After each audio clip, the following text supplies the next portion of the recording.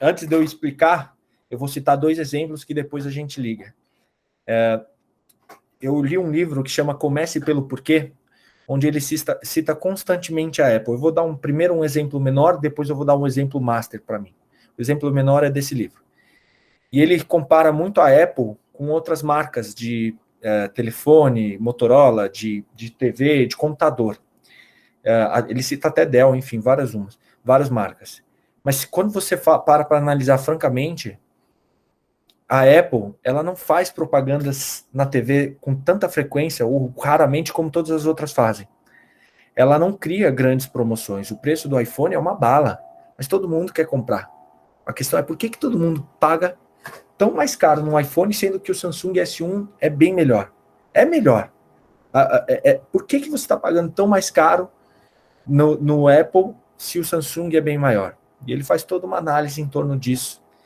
E aí eu vou complementar com o segundo exemplo, guardando esse primeiro exemplo na cabeça.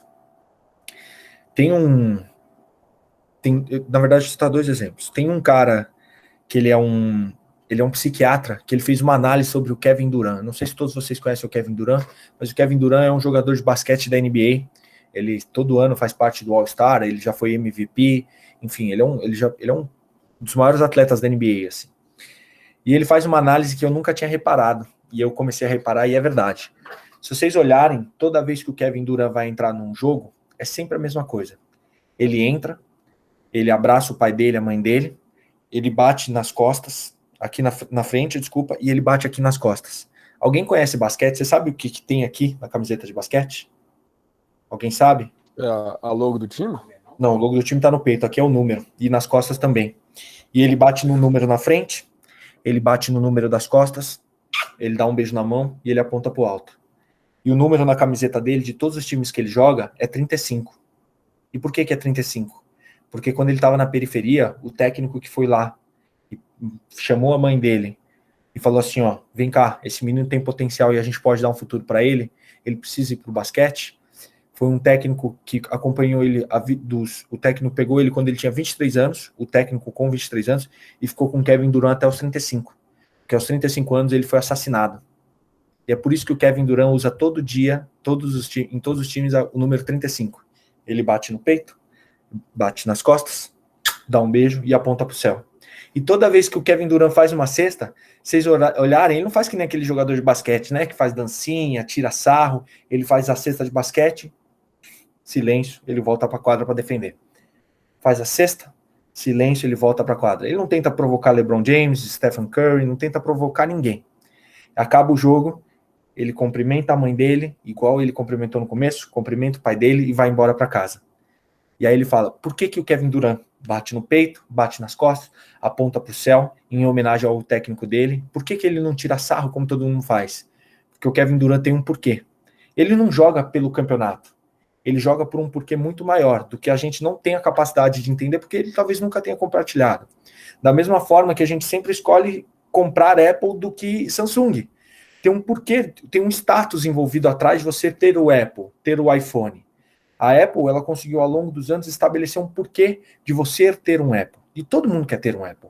Todo mundo, maioria, né? Não é 100%, mas assim, todo mundo, a maioria quer ter um MacBook, quer ter o iPhone 12, 13, 25 mil. E o Kevin Durant, ele tem um porquê também de fazer aquilo. E é por isso que ele é um jogador tão bom.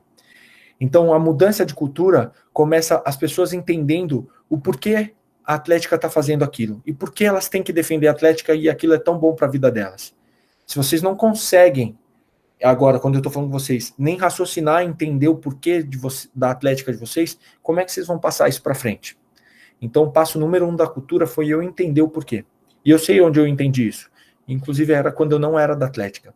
Eu entrei na faculdade em 2018, e me ofereceram um cargo de técnico, e me ofereceram um pouco mais salário para eu poder lutar para a faculdade, porque eu não luto de graça, né? Desde que eu tenho 13 anos de idade, eu tenho salário, eu ganho kimono, eu não compro kimono faz mais de 10 anos, não, sabe, é tudo eu ganho salário desde dos 13 anos de verdade, assim, sou contratado.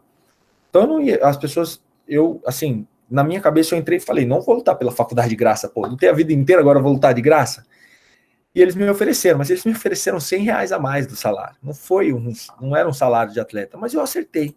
A minha namorada, na época, ela falou, Gá, aceita, vai entender o que é, luta um ano, se você não ficar feliz, só não luta mais, se forme na faculdade.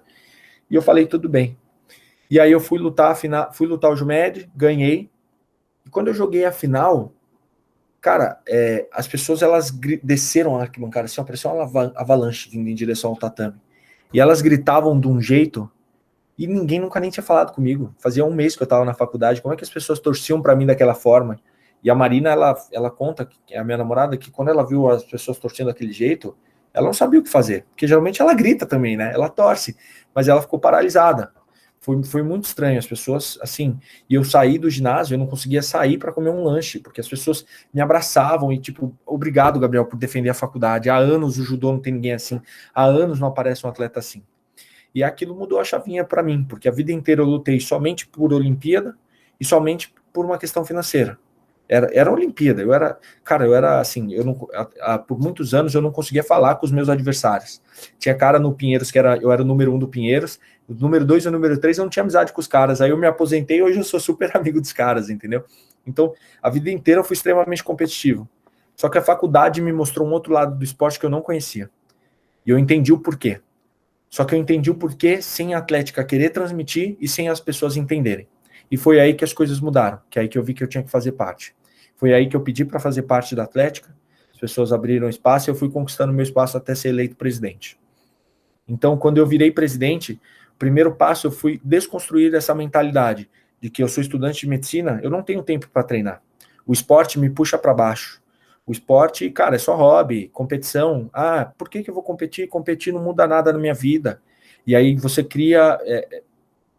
e a geração que vem vindo são gerações de pessoas fracas. Francamente, assim, os tempos são muito fáceis, tempos fáceis fazem pessoas fracas. Pessoas fracas vão fazer tempos difíceis. E aí, de novo, surgem pessoas fortes, porque tempos difíceis fazem pessoas fortes. Então, agora a gente vive uma geração fraca que vai fazer tempos muito difíceis. E a gente vai enfrentar um tsunami que a gente não tem dimensão do tamanho que está vindo. Então, eu precisei mudar essa cultura para aliviar o impacto que se ia gerar sobre a minha atlética, sobre a atlética da minha faculdade, não minha, né? Quando eu quis dizer minha, é da minha faculdade. E aí, então eu comecei a mudar. Eu ia constantemente toda semana nos treinos, assistia os treinos de ponta a ponta com seriedade, e todo fim de treino eu bati um papo com a galera. Eu comecei a marcar convites de atletas profissionais para ir conversar com os atletas. Eu comecei a marcar palestras, eu estava lá presente, os caras iam competir, ninguém assistia, mas eu estava lá na competição. Eu estava fazendo um sacrifício que eu tomava todo o meu tempo pessoal. Mas eu precisava fazer isso, porque eu precisava desconstruir isso. Eu precisava que as pessoas entendam assim, o esporte, ele tem que ser tão prioridade para mim quanto é a minha carreira médica. E eu tenho que levar com a mesma seriedade que eu levo a minha carreira médica e meus estudos de medicina, eu tenho que levar com essa mesma seriedade o esporte e a atlética. Porque existia um outro estigma muito ruim dentro da atlética. A atlética é bagunça. Vamos lá, atlética é zona, todo mundo com o pé pro alto, tudo sujo, bagunçado, vender produto, ir para festas, para jogos, beber e transar. Todo mundo só quer saber disso, beber, transar e usar droga. Mas aí perde, e você fica um ano inventando desculpa porque você perdeu até o ano que vem. E desculpa, eu não entrei na atlética para ficar perdendo um ano. Eu não saí de uma Olimpíada para entrar e ficar perdendo um ano. Então eu não conseguia aceitar aquela situação. Eu ganhei o judô, eu fui campeão em 2018 de uma forma que me consagrou, as pessoas já sabiam quem eu era e me consagrou, as pessoas me elegem, pelo menos até hoje, o maior atleta que já passou no Jumed de todas as faculdades. As pessoas me idolatram dentro da faculdade pelo esporte, né? Tô falando só pelo resultado do judô, tá, gente? Pelo amor de Deus. Mas no fim das contas eu perdi o Jumed. Eu tô com a medalha de ouro de 2018, mas eu perdi 2018. Eu ganhei 2019 o judô e eu perdi de novo 2019. Eu não era o presidente ainda nos Jogos de 2019. Eu virei um mês depois. Então, ao mesmo tempo que todo ano eu ganho, todo ano eu perco.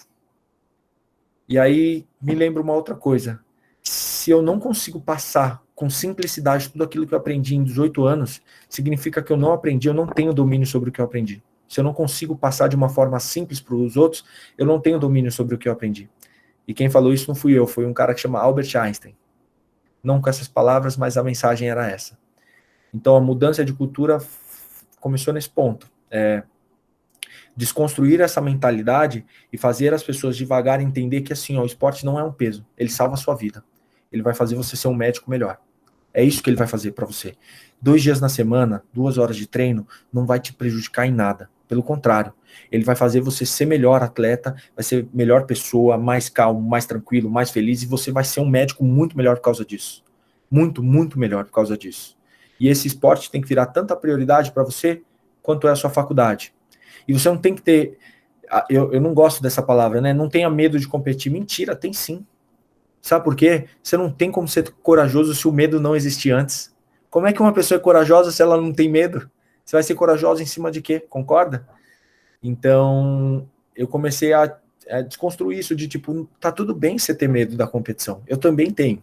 Eu saio de uma Olimpíada e eu fico nervoso para lutar o médico, que eu ganho todas as lutas em menos de 10 segundos de pão, pelo menos uns 2 anos, fico pra cacete. E eu preciso ficar. O nervosismo e o medo, ele é um alarme para você. As pessoas precisam entender esse mindset.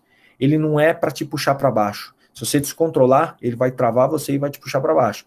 Mas ele é um mindset que ele te mantém alerta. O nervosismo e o medo, ele só te mantém a tudo que está acontecendo. Então, quando você faz uma paralela à luta, a cada pegada e movimento de pé que o cara faz, eu tô atento, eu tô prestando atenção. E se ele errar, é um caminho sem volta, é caixão, porque eu vou com toda a minha força no golpe. Então, primeira mudança de cultura, acho que foi esse mindset que eu tentei passar para todo mundo.